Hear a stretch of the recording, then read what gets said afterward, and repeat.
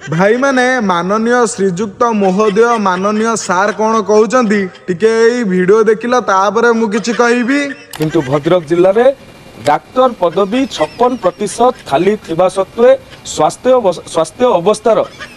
भल नथिबा सत्वे भद्रक जिल्ला रे मेडिकल कॉलेज में सरकार कौनसी प्रकार मानसिकता ग्रहण करूना कौनसी प्रकार चिंताधारा ग्रहण करूना या लज्जाजनक विषय किसी न हो पारे। 2020 मसीहा फेब्रुआरी 18 तारिख में माननीय केंद्र मंत्री धर्मेंद्र प्रधान महोदय प्रधानमंत्री जन विकास योजना रे भद्रक जिल्ला रे मेडिकल कॉलेज स्थापन करने जो मैचिंग शेयर अच्छी 60% मैचिंग शेयर केंद्र दवाई प्रस्तुत अच्छी एक कथा सी लिखित आकार में नवीन बाबू को जनाई किंतु से कथा मध्य करा जाउ ना। आज आपण मानक माध्यम रे मु मध्य नवीन बाबू को कहूची जो एमएलए फंड लैंड भी अच्छी से एमएलए लैंड भी मोठू नहीं जातु। सार आपण सेतबेले पूर्व सरकार को दोष दउथिले जे मो ठारू फंड नहीं जाओ किंतु गोटे भल मेडिकल कर जे रोगी माने केमिति भलरे चिकित्सा पाई परिबे बोली।